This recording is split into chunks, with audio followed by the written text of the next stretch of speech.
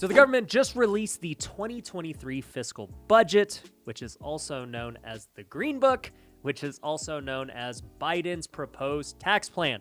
We're going to dive deep into what are these major changes, what you need to look out for, and some of the dumbest parts of this plan as it relates to unrealized capital gains and other things. So to help me with this, I've got my partner, Matt Botranger, with me. Together we own a company called TrueBooks CPA, which helps real estate investors all over the country do their taxes, accounting, and everything in between. So Matt, let's jump right into it. All right, so the first change we'll talk about is the increase in the top individual tax rate. Right now it sits at about 37% and it goes to 39.6. Yeah, I mean, to me, that's not a huge deal. I know like a lot of rich people are probably tripping because they're higher, but I mean, at the end of the day, like what's a couple percent?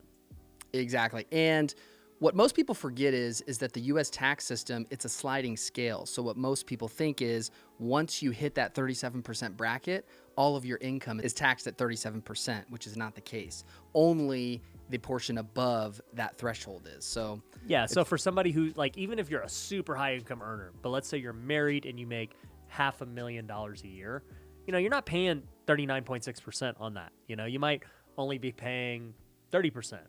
Exactly. And here's another bit of a kicker too. When it was 37%, it was income above $540,000. Now they're lowering that to $400,000. So now income above $400,000 is going to be hit with 39.6%. So every dollar above $400,000, it basically went up 2.6%. Exactly. So like when you actually blend it together though, maybe you were paying 30% before, but now you're paying 31%, or even not even maybe, I don't know. Exactly. Yeah. So the effective rate still will go up, but where they really got you is by lowering that threshold amount. They should have at least kept that the same. All right, so give me another one. Long-term capital gains took a big hit. So as we all know, if you buy assets and hold them for longer than a year, you always got preferential tax treatment.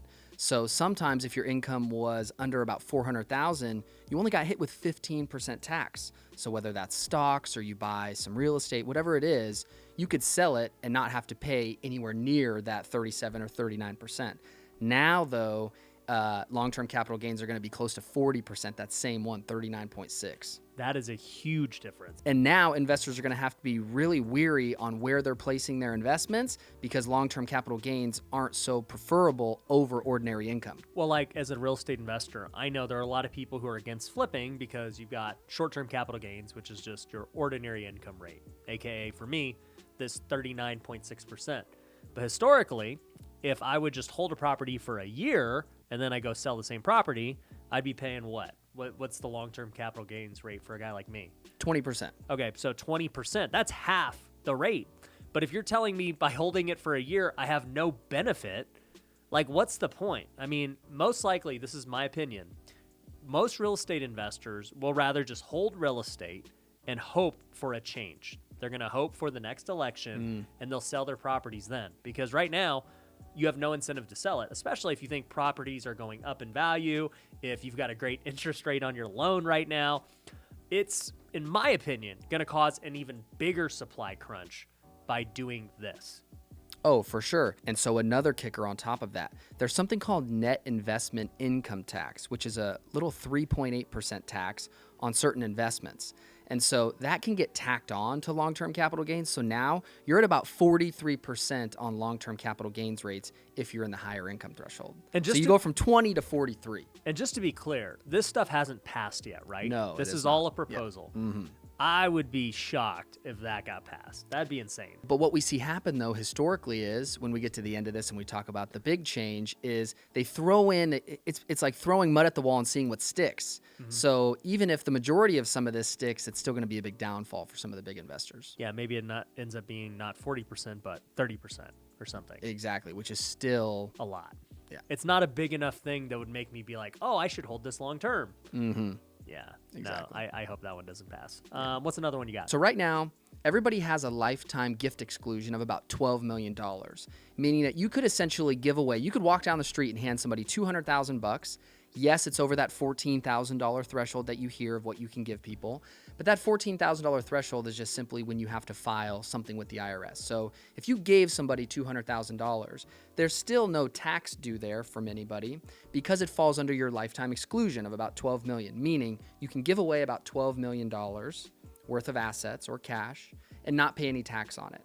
That is going to go down to $5 million in this proposed plan. And when you say tax on it, you're saying the person receiving the money, or would you? No, so a lot of people get that confused too. It is the transferor or giftor who pays the tax, who pays the gift tax on the amount given. So if I was over 5 million in giving, which obviously don't include charities and stuff. Yes. Right? This is pure gifts of cash to a non-qualified organization like you mentioned. So something that you're not going to take a deduction for. Right. Yeah. So I give Matt, my buddy Matt, $6 glad mil, to. right? I don't get a deduction for that. I have to now pay over $1 million in this extra tax on top of that. Exactly. Versus if we were still under current rates, you have 12 million of lifetime exemption. So again, not something for the average American, but something that for the wealthy, it was nice. You had such a big exclusion that you really didn't think about it when you wanted to give some sort of lump sum.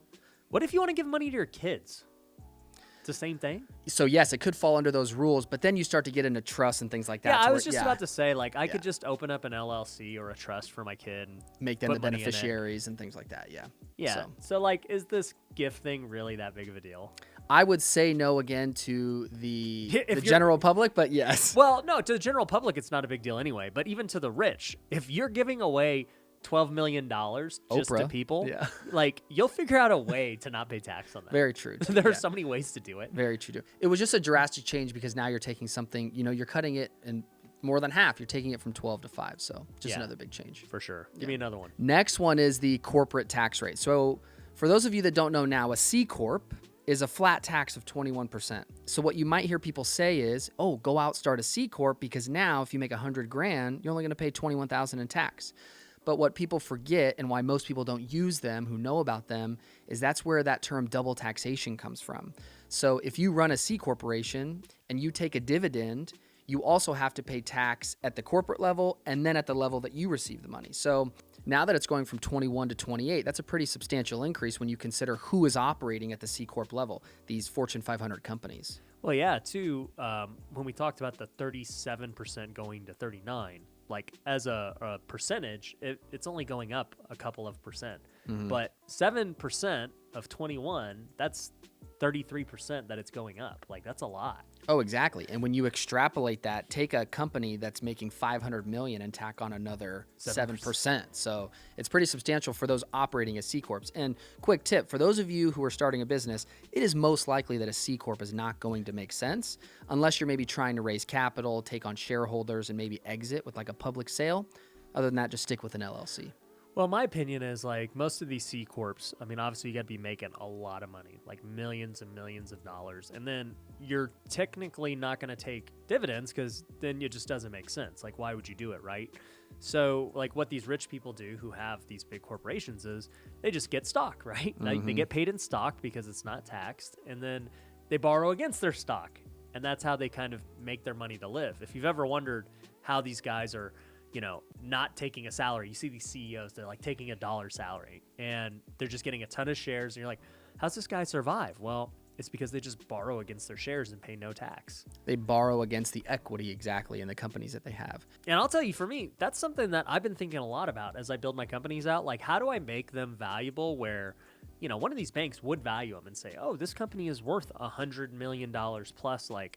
Ryan, we'll give you a line of credit for $20 million to go play with. And that could even be conservative, right? I'm if I could go have $20 million that I can go just spend, not only to live my life, but to go invest, to do other things, and it doesn't get taxed, dude, that's the dream. Oh, yeah. 3 big tips when it comes to C Corps. If you're looking to raise money and bring on shareholders, if you're looking to reinvest most of the net cash flow back into the business to growing the business, and you don't plan to extract much. And 3, if you want to just have somewhere to park the money within the business and you don't plan to take a lot of distributions, it's likely that a C Corp works. But most of the time for small business, it's not the case. Right. And one thing I'll add too, a lot of people watching this might get it mistaken and say, Ryan, you need to pay your fair share and do all this stuff. How could you say such a thing? And it's no, dude, these are the rules, okay? These are the rules they give you to. And if somebody is able to build a business that gets that level where they're able to enjoy those rules, then what are you going to do? You can't get mad at somebody for seeing how the game is played and then striving to get there. They get there, and then all of a sudden it's a bad thing. I agree. As a CPA, I look at this as a game. It's simply there's rules to follow, and how can you play them to your advantage? But what people need to understand is the government makes these rules to incentivize business owners to do certain things, to stimulate the economy, to hire people, create more jobs, and create infrastructure. And that's exactly why they're giving these benefits. Yeah, I mean, if I built a company that was valued at $100 million, you can believe that we've stimulated the economy quite a bit, right? People are spending money, people are got jobs, people are getting, a lot of stuff. And they're collecting taxes, whether they're from my own employees, whether they're from our customers or whoever the case is. Payroll taxes. If we don't build that company, the government makes less overall. Everybody loses without the business doing well. Yeah. And so, honestly, if you're an entrepreneur, you're taking a lot of risk. You know what it's like starting your own business. You know what it's like risking your own money and your time, and there's no guarantee of success. So, the fact that they want to penalize entrepreneurs who do this is so stupid, because they're the ones who are doing everything to stimulate the economy to where it's at today. And you want to incentivize entrepreneurs, which is what the current system does. It incentivizes you to be an entrepreneur, to invest, and to do these things that are going to make you really wealthy.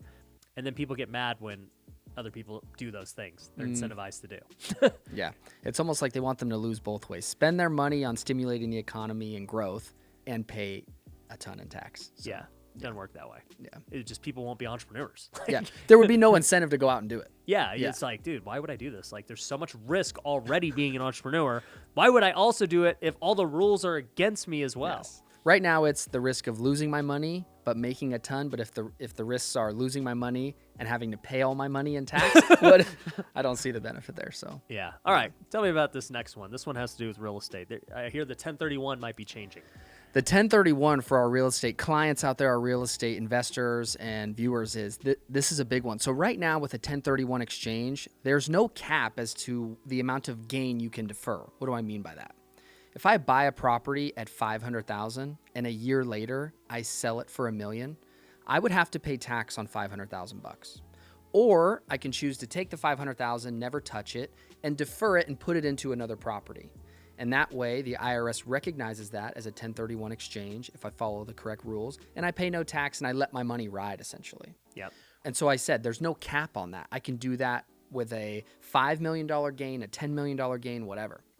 Right now, they're going to cap that gain at $500,000, which I can tell you from working with our clients, that could be less than one deal.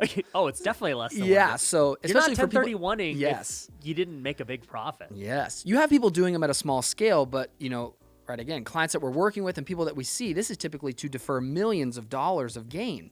So it's like this wouldn't even work on the common deal. They're almost making the 1031 exchange Useless. applicable to people who aren't even using it. Yeah. So this is a huge one for the real estate community. My hope is that they look at this and laugh, because this would be pretty substantial.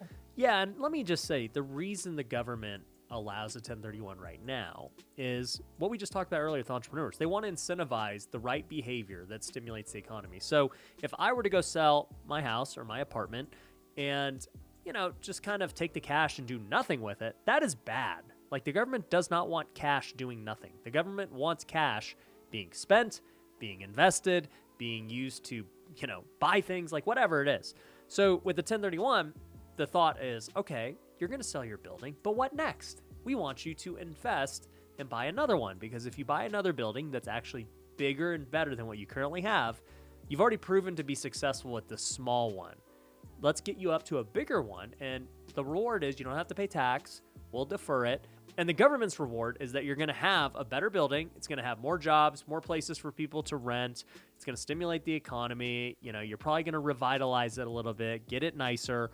It just is a win for society all the way around. Local and city taxes, exactly what you just said. But it's just astounding that they're going from no cap to now doing $500,000, because as we said, that cap ain't even enough. That's not even one deal for some people. So there are people that have 1031'd hundreds of millions of dollars, hotels. Yeah. So even if you did say $5 million, that's still a low number in my opinion, because it might get you through a couple of deals, but after that you're deferring more than, if you make it past a few 1031s, you've made some pretty significant money. Mm-hmm. And yeah, it just doesn't really make sense. It doesn't promote the right behaviors. And once again, I think if it did pass, it would cause the wrong things to happen again. There's going to be a big shortage of supply because all these people who would have sold their nice properties are now no longer going to sell them because they're going to say, well, I'm paying higher capital gains on long term. I can't even get it tax-free because the 1031. Why would I sell again? And so they're going to say, even if, I could make money now, I'd rather wait and let appreciation keep happening. I'll still make cash flow. And then maybe in the next administration, I will be able to get the 1031 back and go tax-free. And that's what most of them will do. I can promise you that. Smart investors are not going to go sell and just freaking do this. They would only do it in a crisis, like they had to sell. And so I think it's just going to make supply even more strained again. Just weather the storm is likely what they'll do. Yeah. And it's not even a storm they're weathering. They're chilling. Yeah. And that's where the hope is that none of this passes, or if they maybe take that 500,000 and make it 5 million. But even then, it's going to hurt some of the bigger players for sure, though. And one thing I'll add for the 1031 is it's 500,000 if you're a single taxpayer, but if you're married, they give you $1 million. So still not much. Yeah. Okay. So tell me the next one. So the next one is carried interest. And so to break this down is, for example, if you start a partnership and give somebody interest in this partnership to help, maybe they didn't contribute money, but they're going to contribute some sweat equity. They were able to, let's say you bought a building and 5 years later you exit and you sell the building. That's technically long-term capital gain. So it would have preferential rates. It's not as if they went out and started a business and they're going to be hit with the 39%, 37%, and then self-employment tax. They get what's called carried interest. And so if they sell the property, they get long-term capital gains rates in their interest in the partnership. They're going to now take carried interest and classify it as ordinary income subject to self-employment tax. So where it's really going to hurt people is you hear these hedge fund managers who carried interest, the carried interest loophole, and all these fund managers that are running these funds with carried interest because, again, they raised money, they did all the work within the partnership, and then when they sell the assets later, they get these preferential rates. They're trying to throw that all out of the window. Now it's going to be subject to that 37 or 39% plus the 15% self-employment tax. So this is another huge one for Wall Street and something that a lot of these fund managers are really going to have to watch. Yeah, and I think once you start trying to mess with those guys, they've got the power to, influence Congress the way they want. Yeah. So I'd be very surprised if that one passed. All right, dude. So let's talk about this last one. I'm kind of laughing because of the name they gave it. The way I refer to this is the tax on unrealized capital gains, but I'm looking at your sheet right now, and it is the impose a minimum income tax on the wealthiest taxpayers. Like, what does that even mean?